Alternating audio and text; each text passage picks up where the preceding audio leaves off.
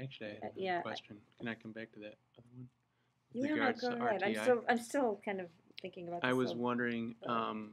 how massive is your paperwork here? Do you have support for documentation? In the public schools right now, they have just tons of documentation for meeting the law. Yes. Do you have help with that, or do you have? Our special ed teacher does all of it. Okay. But we keep that board also on a computer, and it shows all the progress monitoring. So we have, if we go through RTI and decide a kid needs to get tested for special ed or something like that, then we have enough supporting documents. But we find that between the second, third tier intervention, that the huge majority of the kids are responding to one of them, and so we have enough paperwork if we need to go that route. But until we go that route, there's not much to do. Right. So, and you have a lot of. It sounds like you have a lot of informal, formative assessments that you do along the way too. Any other challenges? Yes, a lot of them, and that's our most pressing right there. I think there's a challenge just growing, adding a grade a year, and keeping the same level of expectations every year. Having teachers that now have been here for a year with new teachers, and how that meshing works, because the new teachers aren't coming into really a set culture at all. They're coming into a growing culture. Is that your phone? Yeah, it's fine. No. It's fine. I don't. Are you sure? Okay. It's probably a text message. Okay. Yeah, well, I think that's true of every. I mean, Yeah. So it's a the challenge. organization is actually moving, and the people that come in are kind of trying to keep up with how it's moving. People come in and trying to get the basics of KIPP. People that have been here for a year are already moving. And how can we take things to the next level? It's just two very different you're on two different, That tends to be the challenge with this achievement gap too, is that the students that are ahead are not staying, in one place. So you're always trying to catch up with a moving train. That's one thing that MAP has done successfully. It's shown that what we've seen is that the really high achieving students really don't grow as quickly as the lower achieving students, and your state tests don't really provide that data, but the MAP testing can, and of course, you can figure out then some really good interventions there too. Right. Yeah. You said you have a lot of them. Are there any others you want to share? I mean, other than we know the politics of the districts, I think anything in kind of in-house resource-wise, I guess. Or, we know technology is a challenge. Yeah, that's for sure one. We know that space will eventually be a good challenge for you. We're fine with that right now. You've got resources. Enough resources. Resources were pretty. Yeah. I mean, we could always. Teachers aren't begging for more, but they're also not overwhelmed with too many right now. I think people wish they had a few more resources to help guide them, but. What kind of resources? They're doing all right with that. I mean, just in terms of, you asked about curriculum, everything is pretty much teacher created, and just having resources to pull on, like. I'm trying to figure out how to teach X today. I have now 3 books I can look at that this is how it's taught in these 3 different books. Like I can compile that into what will work for the kids. Do you think maybe with the infusion of technology that might make some of those issues easier? Hopefully.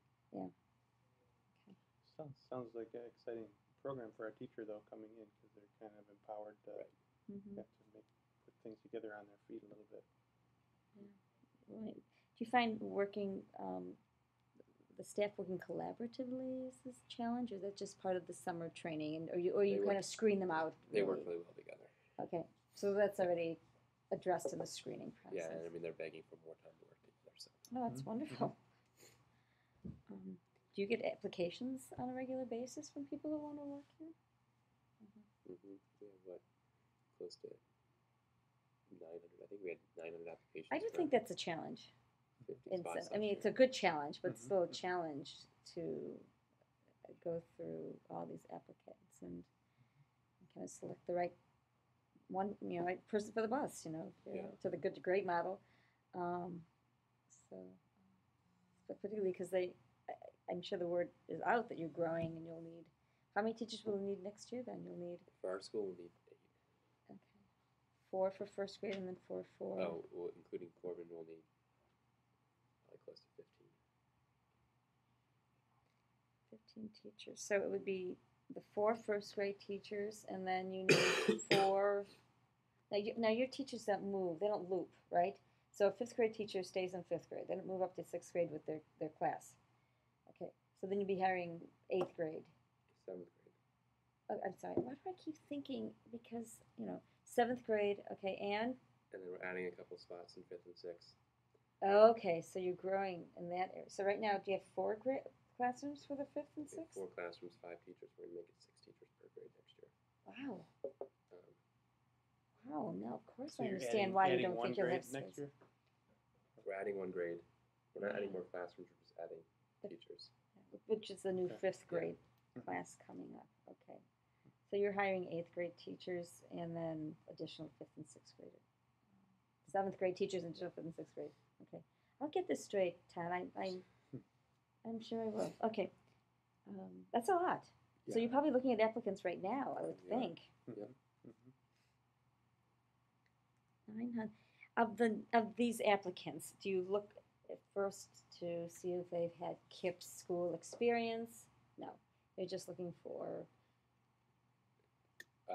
just an exciting resume that. Yeah, a couple years of experiences in an urban setting, track record of success and achievement are the big things to look for on the resume. And then in the interviews, teamwork, focus on results, constant growth, those kind of things, grit. Do they have to demonstrate a lesson for you at all? They come in, we either go see them in their element or they come sample teacher. Okay. All right. Okay, so this question is, this is pretty broad, and you can address it any way you want to. What?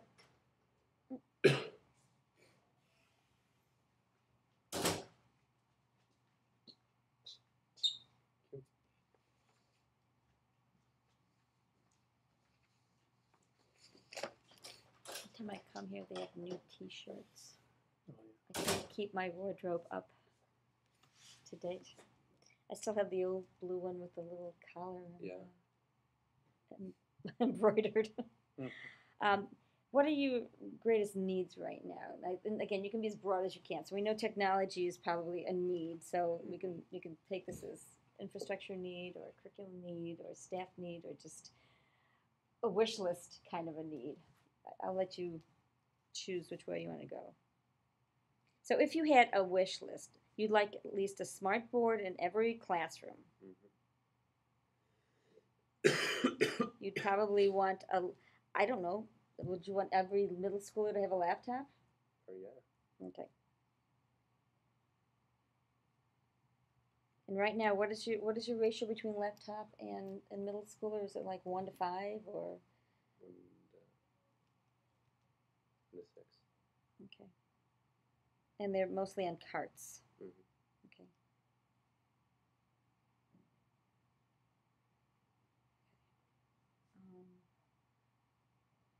Is there a cart in every classroom, or do you wheel the cart around? Wheel the cart around. So it's okay. It's 1 cart. It's 1 cart. All right. Okay. Anything else? I think just there's always a need for classroom resources and access to curriculums just for the teachers to be able to pull information from. The challenge for us is figuring out whether it's worth the investment and how much teachers will be using it to make it worth it. Sure. And so, but the more we have for teachers to look through and pull resources from, the better, the more effective they're going to be. So I think that's one. Mental health services is a key one.